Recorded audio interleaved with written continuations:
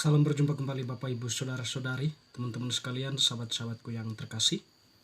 Pada kesempatan ini saya mengajak kita kembali lagi mempersiapkan sedikit waktu kita mendengarkan sabda Tuhan yang kita ambil dari penginjil Markus bab 12 ayat 28 sampai 34. Hukum yang terutama.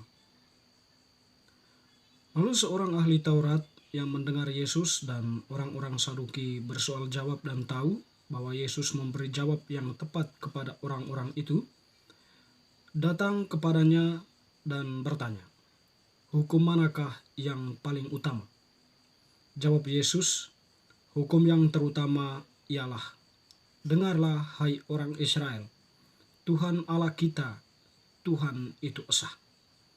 Kasihanilah Tuhan Allahmu dengan segenap hatimu dan dengan segenap jiwamu dan dengan segenap akal budimu dan dengan segenap kekuatanmu. Dan hukum yang kedua ialah kasihilah sesamamu manusia seperti dirimu sendiri.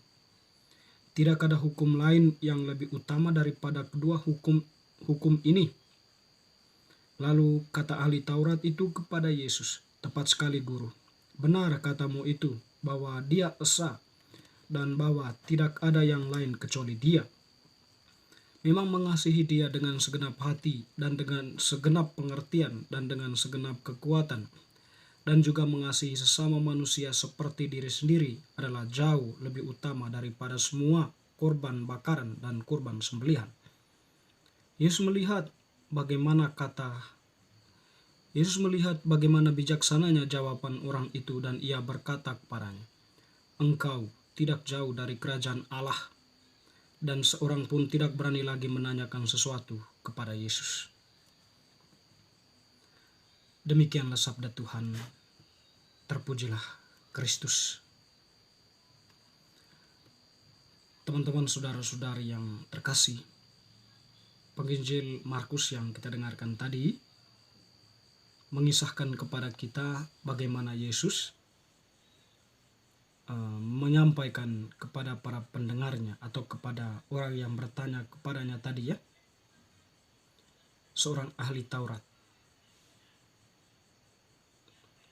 dan juga orang-orang Saduki. Jadi mereka bertanya, hukum yang terutama, hukum apa yang paling utama? Yesus memberikan jawaban yang sangat menarik dan juga sangat dalam. Hukum utama yang disampaikan oleh Yesus sendiri adalah mengasihi Tuhan Allah dan mengasihi manusia.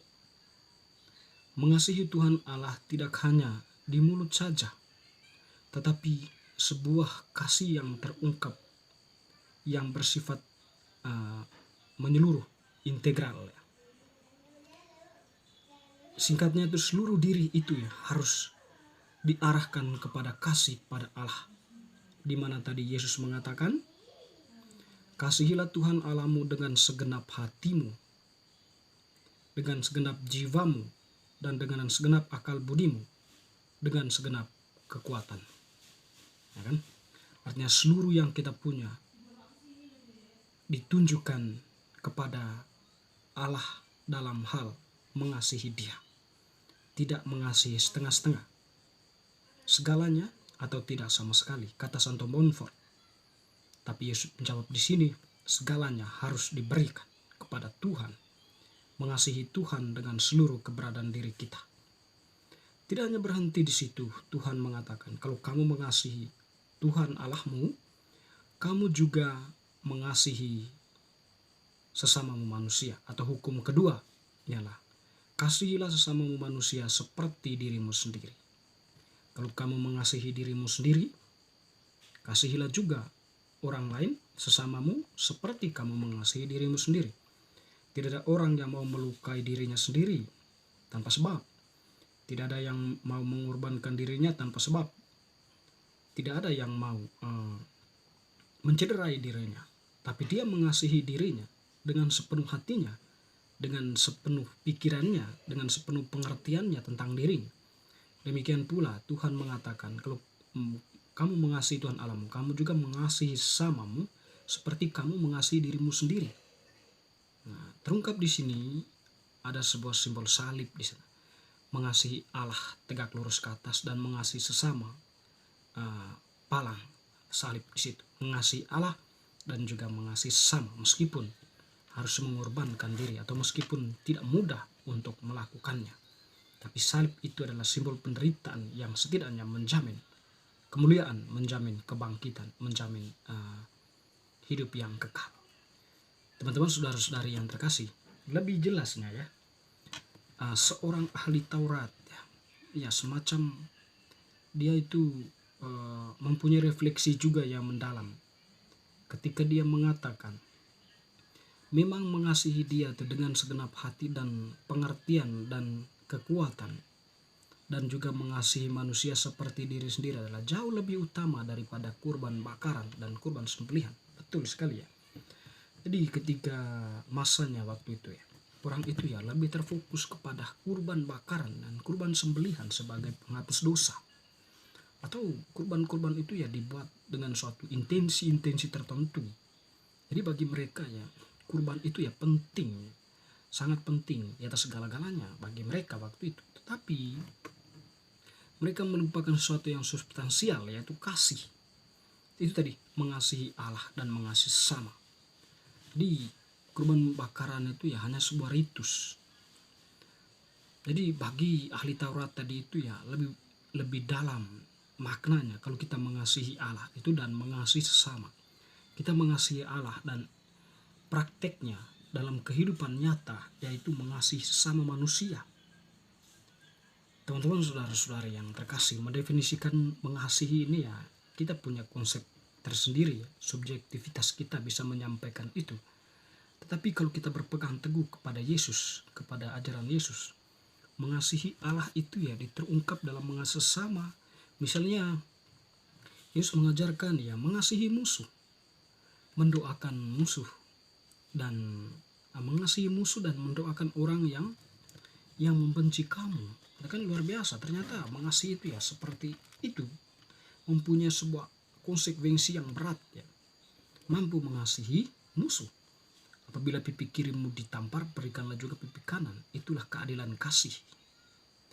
Ya, dalam arti ini kasih itu ya bukan hanya sekedar dari kata-kata, tapi juga nyata dalam tindakan. Ya memang sulit dan berat, tapi itulah yang dikehendaki oleh Yesus sendiri. Kita yakin bahwa di balik pernyataan Yesus itu ya ada sesuatu yang disediakan olehnya untuk orang yang berani melakukan itu, mengorbankan nyawanya, karena dia akan menyelamatkan nyawanya. Menyelamatkan nyawanya ini apa? Apakah jaminan kehidupan kekal? Tuhan mempunyai rencana tersendiri untuk kita. Teman-teman, saudara-saudari yang terkasih, hukum ini memang hukum yang khas Kristiani ya, hukum kasih. Jadi dalam kehidupan kita ya, mungkin kita berhadapan dengan berbagai pengalaman yang menyakitkan, yang menyulitkan semangat kita atau mendiskreditkan keberadaan kita atau menyudutkan posisi kita dan sebagainya. Bagi Tuhan, mendoakan mereka itu adalah poin penting, dan juga tetap kita bertindak atas kehendak Allah, tetap mengasihi. Meskipun kita tahu tidak mudah, tetapi kita mempunyai akal budi untuk mengakal-akali atau untuk mencari sebuah jalan yang terbaik, agar yang tetap kita kedepankan adalah kasih, bukan sebuah pemberontakan, bukan sebuah suara-suara yang yang tidak masuk di akal, mengatasnamakan Tuhan. Bukan seperti itu, tapi dalam tindakan nyata mengasihi sesama, mengasihi musuh itu. Dan juga teman-teman, saudara-saudari, mengasihi diri sendiri itu penting. Mengasihi diri sendiri itu ya lebih pada sebuah, kita menghayati setiap pengalaman hidup itu dalam terang Tuhan. Pengalaman pahit dalam hidup maupun pengalaman yang menyenangkan, kalau dilihat dari cara pandang Tuhan, dari perspektif Allah sendiri, jadi setiap pengalaman itu ya baik. Pengalaman pahit mungkin mengajarkan kita sesuatu hal yang baru. pengalaman yang menyenangkan mengajak kita untuk senantiasa bersyukur kepada Tuhan. Itulah mengasihi diri sendiri ya, dengan cara-cara seperti itu. Teman-teman, saudara-saudari, semoga ajaran Tuhan hari ini mengasihi Allah dan mengasihi sesama itu semakin meresap ke dalam diri kita.